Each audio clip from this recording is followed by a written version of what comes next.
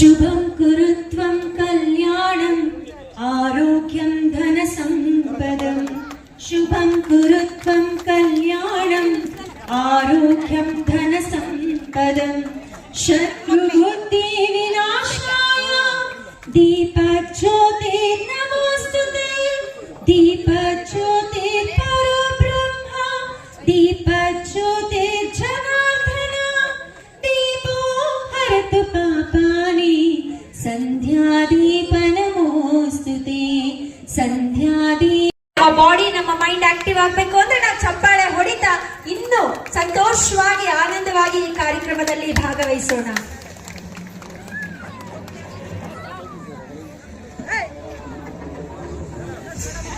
ಈಗ SLC pass ಆಗಿ PUC ಬರ್ತಾ ಇದ್ದಾರೆ ಅಂತ ಹೇಳಿದಾಗ ಮೊದಲನೇದಾಗಿ ನಾವು ಸೊಲ್ಯೂಷನ್ ಏನಪ್ಪ ಸೊಲ್ಯೂಷನ್ ಅಂತಂದ್ರೆ ಆ ಮಗುಗೆ ಓದೋದಕ್ಕೆ ಲ್ಯಾಪ್ಟಾಪ್ ಅಂತ ಕೇಳ್ತಾ ಇದ್ರು. ಇವತ್ತಿಲ್ಲಿ ಸಭೆಯಲ್ಲಿ ಹೇಳ್ತಾ ಇದ್ದೀನಿ, ಆ ಮಗು ಓದೋದಕ್ಕೆ ಲ್ಯಾಪ್ಟಾಪ್ ನಾನು ಕೊಡಿಸ್ಕೊಡ್ತೀನಿ, ಅವ್ರ ವಿದ್ಯೆಗೆ ಒಂದು ಸಹಾಯವಾಗಿ ನಾನು ನಿಲ್ತೀನಿ ಅನ್ನೋ ಮಾತನ್ನ ಇವತ್ತು ಸಂದರ್ಭದಲ್ಲಿ ಹೇಳ್ತೀನಿ. ಹೆಂಗೆ ಅಂದ್ರೆ ಎಲ್ಲಿ ಪ್ರಾಬ್ಲಮ್ ಬರುತ್ತೋ ಅಲ್ಲಿ ಸೊಲ್ಯೂಷನ್. ಆ ಸೊಲ್ಯೂಷನ್ ಕಂಡ್ಕೊಂಡ್ರೆ ಖಂಡಿತವಾಗ್ಲೂ ಹೇಳ್ತೀನಿ, ಅಂಬೇಡ್ಕರ್ ಅವ್ರು ಏನ್ ಕನ್ಸ್ಕೊಂಡಿದ್ರು ಅದು ಖಂಡಿತವಾಗ್ಲೂ ನಿಜ ಆಗತ್ತೆ ಅನ್ನೋ ಮಾತನ್ನ ಹೇಳಕ್ ಇಷ್ಟಪಡ್ತೀನಿ. ಇಲ್ಲಿ ಸುಮಾರು ಹೋದ ವರ್ಷ ಅಂದ್ರೆ ಬ್ಯಾಚ್ ವೈಸ್ ಬ್ಯಾಚ್ ಮಾಡ್ತಾ ಇದೀವಿ. ಹೋದ ವರ್ಷ ನಮ್ಮ ಶಿಡ್ಲಘಟ್ಟ ವಿಧಾನಸಭಾ ಕ್ಷೇತ್ರದಾದ್ಯಂತ ಬಡ ವಿದ್ಯಾರ್ಥಿಗಳಿಗೆ ಹಾಗೂ ಮೊದಲನೇದಾಗಿ ಹಿಂದುಳಿದ ವರ್ಗದ ಜನಾಂಗದ ಮಕ್ಕಳಿಗೆ ಸಹಾಯ ಆಗ್ಬೇಕು ಅಂತಾನೆ ಈಗಾಗಲೇ ನಾಗಲಕ್ಷ್ಮಿ ಮೇಡಮ್ ಅವ್ರು ಹೇಳ್ತಿದ್ರು. ನಮ್ಮಲ್ಲಿ ಏನಾಗ್ತಿತ್ತು, ಹೆಣ್ಮಕ್ಳು ಯಾರು ಋತುಮತಿ ಆಗಿದ ತಕ್ಷಣನೇ ಊರು ಮನೆಗಳಲ್ಲಿ ತಂದೆ ತಾಯಿ ಜವಾಬ್ದಾರಿ ಇರುತ್ತೆ, ಏನ್ ಮಾಡ್ತಾರೆ, ಹೆಣ್ಮಕ್ಳಿಗೆ ವಿಶೇಷವಾಗಿ ಮದುವೆ ಮಾಡಿ ಕಳಿಸ್ಬಿಡ್ತಾರೆ. ಅವ್ರಿಗೇನಾಗತ್ತೆ, ಪಾಪ ಅವ್ರ ಆಸೆಗಳು ಇಟ್ಕೊಂಡಿರ್ತಾರೆ, ನಾನು ಓದಿ ನಾನು ಖಂಡಿತವಾಗ್ಲೂ ನನ್ನ ದೇಶಕ್ಕೆ ಒಂದು ಒಳ್ಳೆ ಮಗಳಾಗ್ಬೇಕು, ಒಳ್ಳೆ ಮಗನಾಗ್ಬೇಕು ಅನ್ನೋ ಆಸೆ ಇಟ್ಕೊಂಡಿರ್ತಾರೆ. ಪಾಪ ತಂದೆ ತಾಯಿಗಳು ಕೂಡ ಏನಾಗತ್ತೆ, ನೆಕ್ಸ್ಟ್ ಹೆಂಗಿರ್ತದೋ ಏನೋ ಒಂದು ಒಳ್ಳೆ ಸಂಬಂಧ ಬಂದಾಗ ಮದುವೆ ಮಾಡಿ ಕಳಿಸ್ಬಿಡೋಣ ಅಂತ ಕಳಿಸ್ಬಿಡ್ತಾರೆ.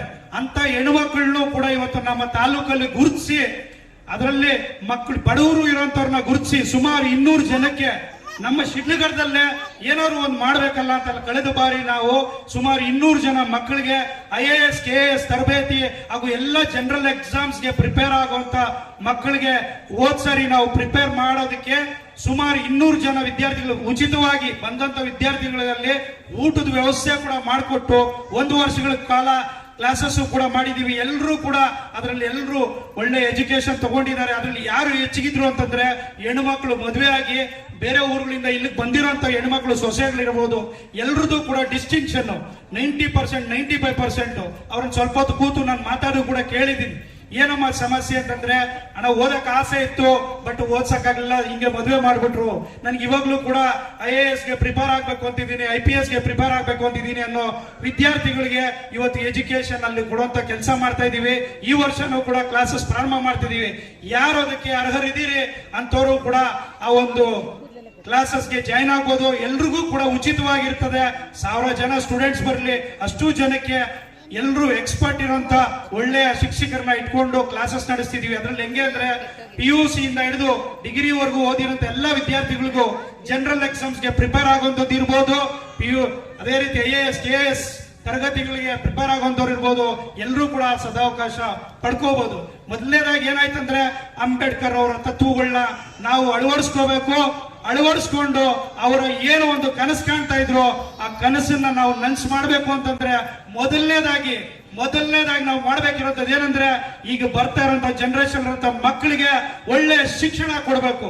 ಶಿಕ್ಷಣ ಕೊಟ್ರೇನೆ ಮುಂದೆ ಅವರು ಒಂದು ಒಳ್ಳೆ ದಾರಿಗೆ ತರಕ್ಕಾಗತ್ತೆ, ಒಳ್ಳೆ ದೇಶ ಕಟ್ಟಕ್ಕಾಗತ್ತೆ. ಹಂಗಾಗಿ ಮೊದಲನೇದಾಗಿ ಅಂಬೇಡ್ಕರ್ ಅವರ ಒಂದು ಪ್ರಯಾರಿಟಿ ಇದ್ದಿದ್ದೇನೆಂದ್ರೆ ಒಳ್ಳೆಯ ಶಿಕ್ಷಣ. ಪ್ರತಿಯೊಬ್ಬ ಮಗುಗುನು ಪ್ರತಿಯೊಬ್ಬ ಮಕ್ಕಳಿಗೂ ಒಳ್ಳೆ ಎಜುಕೇಶನ್ ಸಿಗ್ಬೇಕು, ಒಳ್ಳೆ ಶಿಕ್ಷಣ ಸಿಗ್ಬೇಕು. ಅದೇ ಒಬ್ಬ ಸಾಮಾನ್ಯ, ಈಗ ಹೇಳ್ತಿದ್ರು ಮೇಡಮ್, ಇಲ್ಲಿ ಯಾರೋ ಒಬ್ರು ಗುಡಿ ತೋಡಂತವ್ರು ಇಲ್ಲ ತಮಟೆ ಹೊಡಿ ಅಂತವ್ರು ಬಂದ್ರೆ ಮನೆ ಒಳಗಡೆ ಬರ್ರಿ ಅಂತ ಕರಿತೀರಾ? ಕರಿಯಲ್ಲ. ಕರಿತಾರ? ಹೇಳ್ಬೇಕು, ನೀವು ಹೇಳಿದ್ರೆ ಗೊತ್ತಾಗ್ತದೆ. ಕರಿಯಲ್ಲ ಅಲ್ವಾ? ನಿಜಾಂಶ ಹೇಳಿದ್ರೇನೆ. ಹೆಂಗೆ ಅಂದ್ರೆ ಈಗ ಬಾಬಾ ಸಾಹೇಬ್ ಅಂಬೇಡ್ಕರ್ ಹೇಳವ್ರೆ, ನಮ್ಮ ಸಂವಿಧಾನ ನಮ್ಮ ಹಕ್ಕು ಅಂತ. ನಮ್ಮ ಹಕ್ಕು ಕೊಡ್ಲಿಲ್ಲ ಏನ್ ಮಾಡ್ಬೇಕು? ನಮ್ಮ ಹಕ್ಕನ್ನ ಕಿತ್ಕೋಬೇಕು. ಏನ್ ಮಾಡ್ಬೇಕು ಹೇಳಿ? ಕಿತ್ಕೋಬೇಕು ಅಂತಂದ್ರೆ ನೀವು ಮಾತೇ ಹೇಳಲಿಲ್ಲ, ಹಿಂಗೆಲ್ಲ ಎಲ್ಲಿ ಕಿತ್ಕೋತೀರಿ? ಏನನ್ನ ಹೇಳಿದ್ರೆ ಮಾತಾಡ್ಬೇಕು ನೀವು. ಅದಕ್ಕೆ ಹೇಳ್ತಿದ್ದೀನಿ, ಇವತ್ತು ಒಳ್ಳೆ ಎಜುಕೇಶನ್ ಮಾಡಿ ಒಳ್ಳೆ ಅಧಿಕಾರಿಗಳಾಗ್ಲಿ ಒಳ್ಳೆ ಪೊಲಿಟಿಷಿಯನ್ ಆಗ್ಲಿ ನೀವು ಮುಂದೆ ಬಂದ್ರೆ ಖಂಡಿತವಾಗ್ಲೂ ಎಲ್ಲರೂ ಬೆಲೆ ಕೊಡ್ತಾರೆ.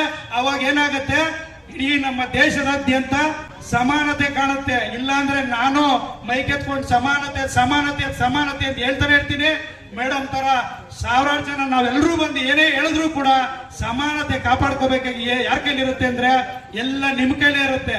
ಯಾರಿವತ್ತು IAS KS ಎಕ್ಸಾಮ್ ಬರಿಬೇಕಾದ್ರೆ ಈಗಾಗಲೇ ಯಾರೋ ಹೇಳ್ತಿದ್ರು ನಮ್ಮನ್ನ ಬೆಳೆಯಕ್ ಬಿಡಲ್ಲ ಅಂತ. ಎಲ್ಲಾದ್ರೂ ನೀವು IAS KS ಎಕ್ಸಾಮ್ ಬರಿಬೇಕಾದ್ರೆ ಜಾತಿನಲ್ಲಿ ಏನಾದ್ರು ಕೇಳ್ತಾರ ನಿಮ್ಗೆ? ಯಾಕೆ ಹಿಂದುಳಿದ ವರ್ಗದವ್ರು ಬರಿತಾ ಇದೀರಿ ಅಂತ ಯಾರನ್ನ ಕೇಳಲ್ಲ ಅಲ್ವಾ? ಓದಿಸ್ಬೇಕು. ಅದಕ್ಕೆ ಹಿಂದೆ ಏನೋ ಆಗೋಗಿದೆ. ದೊಡ್ಡವ್ರಿಗೆ ಹೇಳ್ತಾ ಇದೀನಿ, ತಾಯಂದ್ರು ತಂದೆಯಂದ್ರಿಗೆ ಹೇಳ್ತಾ ಇದ್ದೀನಿ, ಕೆಲಸ ಕೊಟ್ಟಿದ್ದೆ ಆದ್ರೆ ಇಡೀ ನಮ್ಮ ದೇಶದಾದ್ಯಂತ ಸಮಾನತೆ ಖಂಡಿತವಾಗ್ಲೂ ಬರುತ್ತೆ. ಅಂಬೇಡ್ಕರ್ ಅವ್ರು ಕಂಡಂತ ಕನಸು ಖಂಡಿತವಾಗ್ಲೂ ನೆನಸಾಗುತ್ತೆ ಅನ್ನೋ ಮಾತು ನೀವು ಒಂದ್ ಸಂದರ್ಭದಲ್ಲಿ ಹೇಳ್ತಾ ಇನ್ನು